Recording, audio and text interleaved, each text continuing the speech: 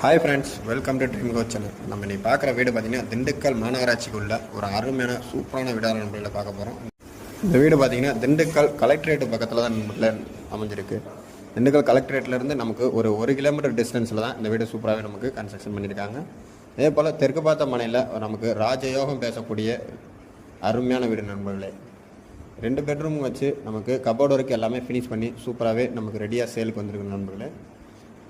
இந்த வீட்டோட வேலைன்னு பார்த்தோம்னா நம்ம 27 லட்ச ரூபா தான் கோட் பண்ணியிருக்காங்க. நெகோசபிள் தான் நண்பர்களே.